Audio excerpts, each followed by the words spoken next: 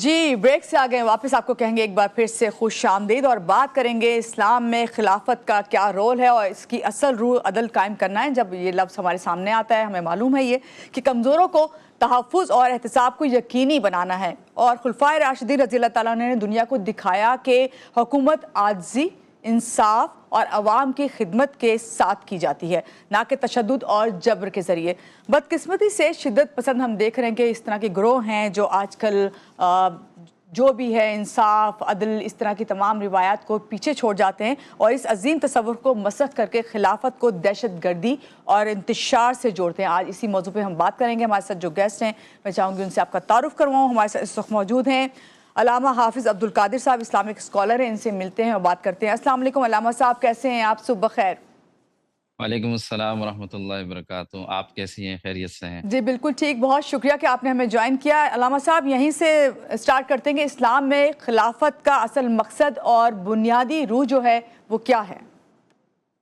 بسم اللہ الرحمن الرحیم. دیکھیں، اللہ نے قرآن میں ارشاد فرمایا کہ وعد اللہ الذین آمنوا وعملوا الصالحات لیستخلفنہم فی الارض، کہ اللہ نے ایمان والوں سے وعدہ کیا ہے کہ زمین میں ان کو نائب بنائے گا، زمین میں ان کو اللہ حکمرانی دے گا. بے شک. خلافت کا اصل مقصد یہ تھا کہ ایسا نظام قائم ہو جائے کہ جس نظام کے اندر سب سے پہلے عدل کا تصور ہو، انصاف کا تصور ہو، اور اس نظام کے ذریعے غریبوں کی، بے سہاراؤں کی، بے کسوں کی، بیواؤں کی، سب کی خدمتیں ہو جائیں. جی جب ہم خلافت کی بات کرتے ہیں تو ہمارے سامنے خلفائے راشدین جو سب سے پہلے 4 خلفاء تھے، وہ سب سے بڑی عملی مثال ہے ہمارے سامنے. جی آپ اگر خلافت کی بات کرتے ہیں تو حضرت عمر رضی اللہ عنہ کا نام سب کے نام اور زبانوں پر آتا ہے کہ انہوں نے کیسے خلافت کا نظام قائم کیا جی کہ کوئی بھی ان کے سامنے کھڑا ہو جاتا، ان سے سوال کرنے لگ جاتا. اگر کہیں سے کوئی مشک اور اسی طرح عنبر آیا تو وہ ایک دن کہنے لگی کہ کاش کوئی ایسی خاتون ہو جو اس کے تولنے میں، اس کے تقسیم کرنے میں ماہر ہو اور اسے اچھے طریقے سے تقسیم کرے. تو ان کی اہلیہ عاتکہ نے کہا کہ یہ میں کرنا جانتی ہوں. تو آپ نے فرمایا نہیں، اگر تم کرو گی تو تمہارے ہاتھوں پر یہ خوشبو لگے گی اور اس کی وجہ سے اس کا استعمال ہو جائے گا اور میں اس چیز کو پسند نہیں کرتا. اگر انہوں نے خلافت کا نظام قائم کیا تو خلافت کا نظام ایسے قائم کیا کہ اگر کوئی ایک ملک غسان کا بادشاہ جو جی اسلام قبول کرنے کے بعد ان کے ساتھ حج کے سفر کے ارادے سے نکلا اور کسی غریب کا پاؤں اس بادشاہ کے اس چادر پہ لگا اور دوران طواف اس کی چادر گری اور اس بادشاہ نے اس غریب کو تپڑ مارا، تو اس وقت حضرت عمر رضی اللہ عنہ نے ان کو بلایا اور اس بادشاہ سے کہا یا تو اس غریب سے معافی مانگو، اگر معافی نہیں مانگو گے تو اس صورت میں تمہیں اس کا قصاص دینا پڑے گا اور یہ اسی طرح تمہیں مارے گا. وہ کہنے لگا کیا میرے ساتھ یہ ہوگا اور یہ غریب کرے گا؟ آپ نے فرمایا ہاں، اب تم مسلمان ہو چکے ہو اور اب تمہارے اور عام آدمی کے حقوق برابر ہیں. جی اگر ہم انصاف کی بات کرتے ہیں تو ایک گورنر کے بیٹے کو وہ بلاتے ہیں اور جن کی شکایت آتی ہے کہ انہوں نے ایک شخص کو جو ہے وہ زد و کوب کیا، ایک شخص کو مارا، اور اس گورنر کو بھی بلاتے ہیں عمر بن عاص رضی اللہ عنہ، اور انہیں بلانے کے بعد مدینہ منورہ میں سب لوگوں کو جمع کیا جاتا ہے اور کہا جاتا ہے اس مصری کو بلاؤ. اس مصری شخص کو بلایا جاتا ہے، اس کے ہاتھ میں کوڑا دیا جاتا ہے اور اس سے کہا جاتا ہے اسے ایسے ہی مارو جیسے اس نے تمہیں مارا. یہ ایسا نظام تھا، ایسا انصاف تھا جی کہ جو انہوں نے خود اپنی ذات سے شروع کیا، اپنے گھر سے شروع کیا، اور اس کے بعد ساری دنیا نے دیکھا کہ وہ نظام کے جس کے اندر آپ یہ سمجھیے کہ اسلام جو ہے وہ دنیا کے دیگر 6 مذاہب ہے، ٹوٹل دنیا کے اندر 6 مذاہب ہے، جی ان سب میں اسلام کی عمر سب سے کم ہے. یعنی باقی بدھسٹ ہے، ہندوازم ہے، زرتشت ہے، یہودیت ہے، عیسائیت ہے اور اسلام ہے.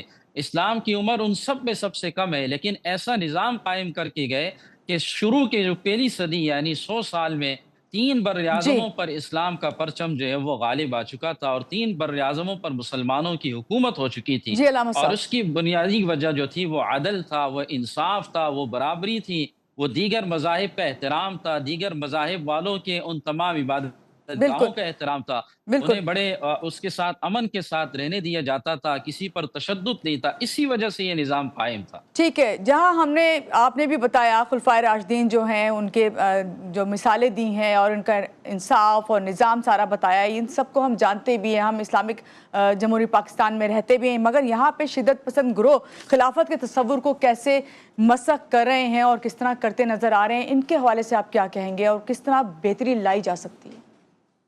دیکھیں، سب سے پہلے تو اللہ کہتا ہے لا اکراہ فی الدین، دین میں کوئی زبردستی نہیں ہے. اور جمہوری اسی طرح ہمارا جو ملک ہے وہ اسلامی جمہوریہ پاکستان ہے. ٹھیک جی ہے اس کے اندر کچھ خرابیاں ہوں گی، ٹھیک ہے اس کے اندر کچھ ایسے مسائل ہوں گے کہ جس کی وجہ سے ہم کہہ سکتے ہیں کہ مکمل جو ایک اسلامی ڈھانچہ ہونا چاہیے تھا، جو قوانین ہونے چاہیے تھے وہ نہیں، لیکن کوشش ضرور ہو رہی ہے.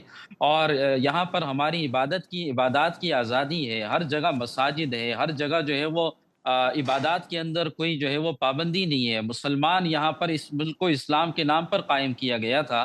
ایسے شدت پسند گروہ جو یہاں پر جو ہے وہ شدت کو اور یہاں پر اس طرح کی بات کرتے ہیں، تو اس کے لیے علماء اکرام کا ایک متفقہ فیصلہ پیغام پاکستان کے نام سے آیا ہوا ہے. جی اور اس کے اندر واضح طور پر یہ بات لکھی ہوئی ہے کہ اسلامی جمہوریہ پاکستان کے اندر اس طرح کے کام کرنا اور اسلامی جمہوریہ پاکستان کے اندر اس طرح کے فتوے دینا جس سے ملک کا امن، ملک کی ساکھ کو نقصان پہنچتا ہو، کسی شہری کو نقصان پہنچتا ہو، تو یہ بالکل ناجائز ہے. اور یہ تمام مسالک کے علماء اکرام کا یہ فتویٰ آ چکا ہے. جی اچھا علامہ صاحب، لاسٹ میں آپ سے جاننا چاہوں گی آج کے دور میں خلافت کے اصول جو ہیں اس کو سماج میں کس طرح نافذ العمل کیا جا سکتا ہے آپ کی نظر؟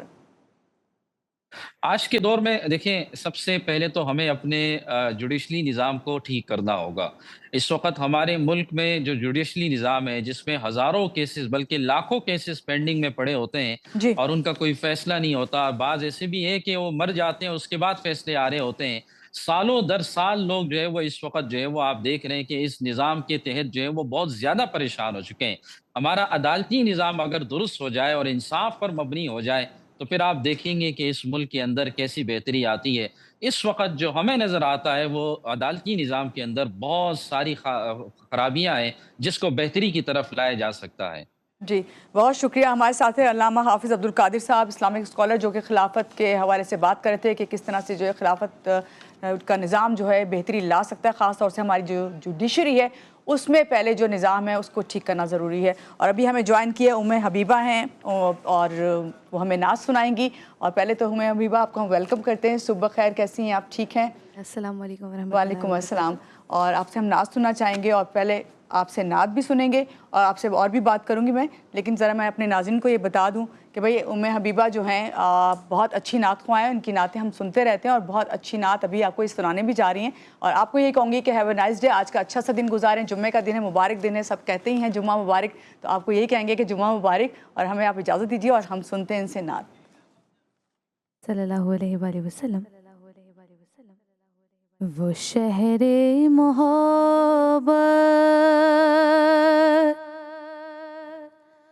جہاں مصطفیٰ ہیں، وہیں گھر بنانے کو جی چاہتا ہے. وہ سونے سے کنکر، وہ چاندی سی مٹی نظر میں بسانے کو جی چاہتا ہے. جو پوچھا نبی نے تو کچھ گھر بھی چھوڑا، تو صدیق اکبر کے ہونٹوں پہ آیا. جو پوچھا نبی نے کہ کچھ گھر بھی چھوڑا، تو صدیق اکبر کے ہونٹوں پہ آیا. وہاں مال و دولت کی کیا ہے ضرورت، وہاں مال و دولت کی کیا ہے ضرورت، جہاں جاں لٹانے کو جی چاہتا ہے. وہ سونے سے کنکر، وہ چاندی سی مٹی نظر میں بسانے کو جی چاہتا ہے.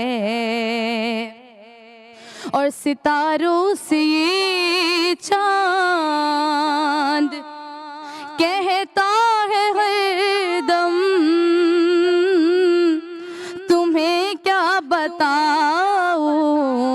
وہ ٹکڑوں کا عالم، اشارے میں آقا کہ کتنا مزہ تھا، اشارے میں آقا کہ کتنا مزہ تھا، کہ پھر ٹوٹ جانے کو جی چاہتا ہے، وہ سونے سے کنکر